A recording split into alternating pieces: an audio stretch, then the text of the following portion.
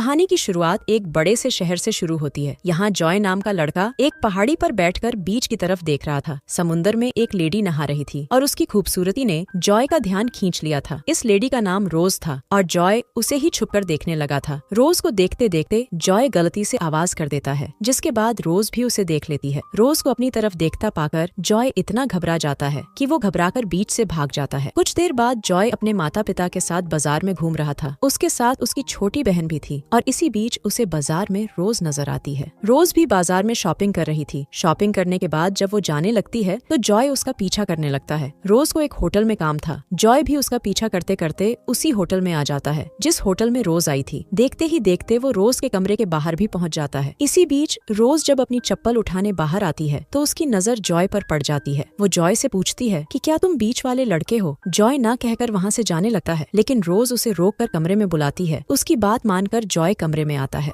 रोज अब पहले उसे ध्यान से देखती है और फिर उसके कपड़े उतारने लगती है, मगर इस बार भी जॉय घबराकर कमरे से भाग जाता है। जॉय 18 साल का लड़का था जो हाई स्कूल में पढ़ता था, जबकि रोज 40 के आसपास थी और वो डाक विभाग में काम करती थी। हमारी आज की कहानी इन दोनों पर ही आधारित है और देखेंगे कि जॉय कब रोज की गुफा में धमाके करता है। अगले दिन जॉय अपने स्कूल में था और वो पढ़ाई में काफी तेज था। स्कूल के बाद वो होटल में फोन कर उसी कमरे के बारे में पूछता है जिसमें रोज रुकी थी। वो होटल वालों से झूठ बोलता है कि मैं रोज का रिश्तेदार हूँ, ताकि उनसे रोज का पता जान सके। दूसरी तरफ रोज भी अपने काम पर थी और वो लोगों को उनके खत दे रही थी। इसी बीच जॉय उसे दूर से देखने लगा। होटल वालों ने उसे रोज का पता बता दिया था और अब वो रोज का पीछा करने लगा था। रोज को देखने के बाद वो सीधा अपने घर आता है। जॉय की माँ का नाम मरियम था और वो अपने दोनों बच्चों से बेहद प्यार करती थी। दूसरी तरफ रोज भी खत देकर अपने ऑफिस में आ चुकी थी। शाम को जब वो अपने घर जाने लगती है तो उसे अपनी साइकिल पर फूल मिलते हैं। रोज को ये फूल जॉय ने दिए थे और वो उन्हें अपने घर ले आई थी। अगली सुबह रोज फिर से काम करने लगती है और जॉय अपना स्कूल छोड़कर उसका पीछा करने लगता है। जॉय को अपना पीछा करते देख रोज पहले साइकिल से उतरती है और फिर जॉय के पास जाकर पूछती है कि तुम मेरा पीछा क्यों कर रहे हो? जॉय झूठ बोलता है कि मैं यहाँ से गुजर रहा था, लेकिन रोज उसका झूठ पकड़ लेती है। वो उसे अपने से दूर रहने को कहकर वहाँ से चली जाती है। रोज की इस बात ने जॉय को उदास कर दिया था। शाम होते होते जब रोज अपने घर आती है तो उसे घर के बाहर जॉय नजर आता है। जॉय हर हाल में उससे दोस्ती करना चाहता था, लेकिन रोज उसे बाहर ही रोककर कहती है कि मेरा एक लवर है और मैं उम्र में भी तुमसे बड़ी हूँ, इसलिए हमारी दोस्ती नहीं हो सकती। इतना कहकर वो जॉय को चलता करती है और घर का दरवाजा बंद कर लेती है। रोज अभी दरवाजे के पास ही खड़ी थी कि तभी उसे जॉय के गिरने की आवाज सुनाई देती है। वो जल्दी जल्दी बाहर आकर उसे संभालती है। गिरने के कारण जॉय के एक हाथ पर चोट लग गई थी, जिस कारण रोज उसे अपने घर में ले आती है। घर में आते ही वो उसकी मलहम पट्टी करने लगी। जॉय उससे उसके लवर के बारे में पूछता है तो रोज उसे बताती है कि वो किसी काम से दूसरे शहर गया है और वो जल्दी ही वापस आ जाएगा। अब जॉय उससे पूछता है कि तुम होटल में क्या कर रही थी? इसके जवाब में रोज उसे बताती है कि इस घर में काम हो रहा था, इसलिए मैं एक दिन के लिए होटल में ठहरी थी। रोज की बात सुनकर जॉय कहता है कि मैं होटल में डर गया था, लेकिन आज ना तो मैं डरूंगा और ना भागूंगा। उसकी बात सुनकर रोज उसे अपने बेडरूम में ले आती है। वो भी काफी दिनों से प्यासी थी, इसलिए वो अपनी गुफा में धमाके चाहती थी। वो जैसे ही अपने कपड़े उतारने लगती है तो जॉय का पतलून में ही पानी निकल जाता है। जॉय आज भी कुछ नहीं कर पाया, जिस कारण रोज उसे घर जाने को बोलती है। जॉय जाते जाते उससे पूछता है कि क्या मैं दोबारा आ सकता हूँ? उसकी बात सुनकर रोज कुछ नहीं बोलती, जिस कारण जॉय वहाँ से चला जाता है। अगले दिन जॉय पहले स्कूल जाता है और फिर दारू खरीदकर सीधा रोज के घर पहुँच जाता है। रोज उससे उसके माता पिता के बारे में पूछती है। जॉय बताता है कि मेरे पापा एक अमीर कारोबारी हैं। मेरी माँ को फोटोग्राफी का शौक था। मेरे पापा ने मेरी माँ के लिए एक स्टूडियो भी तैयार करवाया था, लेकिन मेरी माँ फोटोग्राफी में सफल नहीं हो पाई, इसलिए आजकल उसका स्टूडियो बंद ही रहता है। बातें करने के बाद जॉय रोज से छेड़छाड़ शुरू कर देता है और उसके गर्म होते ही वो उसकी गुफा में उंगली भी डाल देता है। इस बार जॉय ने अपने हाथ से रोज की गर्मी निकाल दी थी, जिस कारण वो काफी खुश हो गई थी। अगले दिन स्कूल के बाद जॉय अपने घर में था। उसकी माँ मरियम बाहर जाने वाली थी, इसलिए वो जॉय को अपनी बहन का ख्याल रखने को कहती है। जॉय को उसकी बहन की जिम्मेदारी देकर वो बाहर चली जाती है। थोड़ी ही देर बाद बारिश शुरू हो गई। जॉय की बहन टीवी देखने लगी थी, जबकि जॉय अपनी बाइक लेकर सीधा रोज से मिलने आ जाता है। बारिश के कारण जॉय के कपड़े भीग गए थे, इसलिए रोज उसे कपड़े बदलने को कहती है। कपड़े बदलते बदलते दोनों बेहद गर्म हो गए, जिसके बाद जॉय रोज की गुफा में धमाके करने लगता है। जॉय ने आज रोज की प्यास बुझा दी थी, इसलिए रोज काफी खुश हो गई थी। इसी बीच रोज को अपने लवर की गाड़ी की आवाज सुनाई देती है। आवाज सुनकर वो जल्दी जल्दी सामान ठीक करने लगी। जल्दबाजी के कारण वो जॉय को सिर्फ आधे ही कपड़े देकर बालकनी में इंतजार करने को कहती है। रोज के लवर का नाम विल था। रोज को उम्मीद थी कि वो जल्दी ही चला जाएगा, लेकिन बारिश के कारण विल जल्दी नहीं जाने वाला था। जॉय बाहर बारिश में भीग रहा था और उसे काफी ठंड भी लग रही थी। रोज मौका देकर उसे एक चादर भी दे जाती है। जॉय को भी उम्मीद थी कि विल जल्दी ही चला जाएगा, लेकिन विल तो रोज की गुफा में धमाके करने लगा और दोनों की आवाजें सुनकर जॉय काफी दुखी होता है। कुछ देर बाद जब विल पानी निकालकर सो गया तो रोज जॉय को बालकनी से निकालती है। इसके बाद जॉय सीधा अपने घर की तरफ बढ़ने लगा था। जॉय को रोज से प्यार हो गया था, इसलिए वो उसे दूसरे के साथ नहीं देख सकता था। वो बेचारा जब घर आता है तो मरियम भी उसे खूब डांटती है, क्योंकि वो अपनी बहन को अकेली छोड़कर चला गया था। जॉय के पिता का नाम नॉर्मन था और वो भी घर लौट आया था। मरियम चाहती थी कि नॉर्मन भी जॉय को डांटे, लेकिन वो उसकी बात नहीं मानता। अगले दिन रोज जॉय से मिलने उसके स्कूल आती है। वो जॉय की तबीयत के बारे में जानना चाहती थी, लेकिन जॉय उसे बदचलन कहकर वहाँ से जाने को कहता है। उसकी बात सुनकर रोज उससे कहती है कि मैंने तो तुम्हें पहले ही विल के बारे में बता दिया था, लेकिन तुम ही मेरे पीछे पड़े रहे। इतना कहकर वो चली जाती है। रात को रोज जॉय की माँ के स्टूडियो में आती है। ये स्टूडियो काफी समय से बंद था, इसलिए जॉय ने ही फोन कर रोज को यहाँ बुलाया था। वो रोज से माफी मांगता है, क्योंकि उसने उसे बदचलन कहा था। रोज उसे माफ कर देती है, जिसके बाद दोनों एक दूसरे का पानी निकालने लग जाते हैं। धीरे धीरे जैसे जैसे दिन बीतने लगे, दोनों के बीच प्यार बढ़ने लगा। दोनों पूरा दिन घूमते फिरते और एक दूसरे की तस्वीरें भी खींचते। ऐसे ही एक दिन जॉय रोज को एक फार्म हाउस पर लेकर आता है, जो शहर से काफी दूर था। ये फार्म हाउस जॉय के पिता का था और दोनों यहाँ भी एक दूसरे का पानी निकालने लगते हैं। दूसरी तरफ मरियम जॉय के कमरे की साफ सफाई करने लगी थी। सफाई करते करते उसके हाथ जॉय का फोन लग जाता है। जॉय अपना फोन घर में भूल गया था और मरियम उसमें रोज की तस्वीरें देख लेती है। उधर रात को जब रोज अपने घर आती है तो घर में उसे विल मिलता है। विल उससे पूछता है कि तुम कहाँ से आई हो। रोज उसकी बात को टालने की कोशिश करती है, जिससे विल का शक गहरा हो जाता है। वो गुस्से में आकर कहता है कि मुझे पड़ोसियों ने सब बता दिया कि तुम्हारे पास एक लड़का आता जाता है। रोज अब भी कुछ नहीं बोलती, जिस कारण विल बोतलों पर अपना गुस्सा उतारता है और बोतलों का एक टुकड़ा रोज को जख्मी कर देता है। रोज को जख्मी देकर विल का सारा गुस्सा शांत हो गया। वो जल्दी जल्दी उसे दवा देकर सोने को कहता है। सोने से पहले रोज मान जाती है कि मेरे पास एक लड़का आता था और मुझसे बहुत बड़ी गलती हो गई। विल को उस पर गुस्सा तो बहुत आता है, लेकिन वो उसे माफ कर देता है। उधर मरियम जॉय से रोज के बारे में पूछ रही थी। जॉय उससे झूठ बोलता है कि वो मेरी दोस्त है। इसके बाद मरियम के पूछने पर वो उसे बता देता है कि रोज डाक विभाग में काम करती है। इसके बाद मरियम नॉर्मन को भी सब बता देती है कि हमारा बेटा एक बड़ी उम्र की लेडी से सब कुछ सीख रहा है और उसे उसका नशा हो गया है। अगले दिन मरियम रोज के ऑफिस में आती है। वो उसे जॉय से दूर रहने को कहती है, क्योंकि कुछ ही दिनों में जॉय के फाइनल एग्जाम शुरू होने वाले थे। मरियम चाहती थी कि जॉय पढ़ लिखकर बड़ा आदमी बने। उसे जॉय और रोज की दोस्ती भी पसंद नहीं थी। अगले दिन रोज जॉय से मिलने उसके स्कूल में आती है। वो उसे अपनी और विल की शादी के बारे में बताने आई थी, ताकि जॉय उसे भूलकर अपने एग्जाम की तैयारी करे। रोज की शादी होने वाली थी और यही सोच सोच कर जॉय का दिमाग खराब होने लगा था। कुछ दिनों बाद जॉय के एग्जाम शुरू हो गए, लेकिन जॉय अपने कमरे से गायब था। उसे कमरे से गायब देखकर उसके माता पिता हैरान हो गए। जॉय के लिए एग्जाम देने जरूरी थे, नहीं तो उसका पूरा साल खराब हो जाएगा। उधर रोज की आज शादी होने वाली थी और विल शादी की गाड़ी तैयार कर रहा था। इसी बीच नॉर्मन उसके पास आकर उससे जॉय के बारे में पूछता है। नॉर्मन को शक था कि जॉय रोज के पास आया होगा। रोज भी उसकी बातें खिड़की से सुन लेती है और वो जल्दी जल्दी उसके पास आती है। नॉर्मन उससे भी जॉय के बारे में पूछता है। रोज के पास जॉय तो नहीं था, लेकिन उसे पता था कि वो कहाँ हो सकता है। जल्दी ही रोज नॉर्मन के साथ मिलकर जॉय को ढूंढने लगी। कुछ देर बाद दोनों उसी फार्म हाउस पर पहुंच जाते हैं। यहाँ जॉय रोज का पानी निकालता था। दोनों को जॉय यहाँ मिल भी जाता है, मगर इस वक्त वो दारू के नशे में था। दोनों जल्दी जल्दी उसे ठंडे पानी के नीचे करते हैं ताकि उसका नशा उतर सके। नशा उतरते ही वो नॉर्मन पर हमला कर कहता है कि साले तूने कभी भी मुझे समय नहीं दिया और अब साले तुझे मेरी फिक्र हो रही है। नॉर्मन किसी तरह उस पर काबू पाकर उसे अपने साथ ले जाता है। कुछ देर बाद जॉय एग्जाम देने लगा था, जबकि रोज विल से शादी कर लेती है। जॉय को समझ आ चुका था कि वो रोज से शादी नहीं कर सकता, क्योंकि उन दोनों में उम्र और तजुर्बे का काफी फर्क था। कहानी के आखिर में जॉय अपनी जिंदगी जीने लगता है और रोज के जाने के बाद भी वो काफी खुश था। इसी के साथ इस कहानी का यही अंत हो जाता है। हमारी वीडियो देखने के लिए बहुत बहुत धन्यवाद। अगर आप ऐसी ही वीडियोस के दीवाने हैं तो प्लीज मेरे चैनल को जरूर सब्सक्राइब करें। मिलते हैं अगली वीडियो में, तब तक के लिए नमस्कार।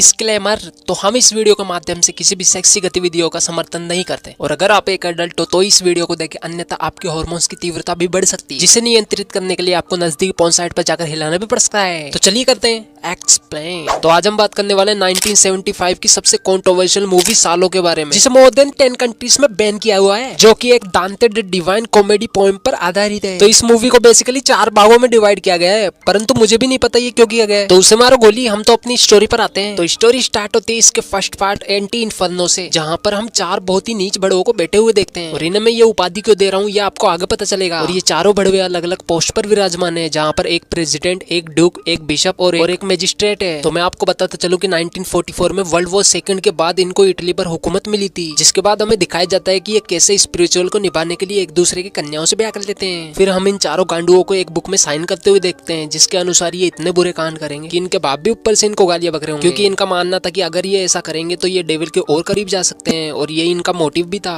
अरे मरुचूतिया हुए ऐसा भी कभी होता है क्या? जिसे निभाने के लिए ये अपने गार्ड्स की मदद से 4 जवान लोंडों को ढूंढते हैं। उसके बाद ये इन्हें अपनी सिक्योरिटी में रिक्रूट कर लेते हैं और फिर ये 9 लड़कों को पकड़ के लाते हैं और फिर उन्हें निवस्त्र होने के लिए बोलते हैं। और जब एक आदमी उनसे बचने के लिए भाग रहा होता है तो वो उसे मार देते हैं शूट करके, और बोलते हैं अबे कहाँ जा रहा है अबे गांडू। और फिर ये 9 लड़कियों को लाकर उन्हें भी नग्न कर देते हैं। फिर हम ईवा की माँ को उससे बचाते हुए ले जाके भागते हुए देखते हैं, जिसके बाद उन 4 बड़वों के सिक्योरिटी गार्ड भी इनका पीछा करने लगते हैं। और यहाँ पर ईवा की माँ समझ जाती है कि वो इनसे नहीं बचने पाले और दोनों मरने की कोशिश करने लगते हैं, जहाँ पर उसकी माँ तो मर जाती है लेकिन वो लोग ईवा के पकड़ के उसे बचा लेते हैं। और इस तरीके से अब उसके मेंशन में 8 लड़के और 9 लड़कियां बची हुई थी। तो इस तरीके से इस संस्कारी मूवी का पहला पार्ट खत्म हो जाता है। और चलिए अब सेकंड पार्ट की माँ की यहाँ करते हैं, यानी कि सर्कल ऑफ मैनिएक। और ये पार्ट भी दांते द डिवाइन पोएम पर आधारित है। इस पार्ट के शुरू होते ही हम उन चारों बड़वों को 4 नई प्रोस्टिट्यूट को उस मेंशन में लाते हुए देखते हैं, जहाँ पर ऑलरेडी वो 17 गुलाम पहले से ही मौजूद थे। और उन प्रोस्टिट्यूट को वो आदेश देते हैं कि वो सभी एक एक आकर उन 17 गुलामों के साथ उन चारों बड़वों को भी गंदी गंदी कहानियां सुनाए,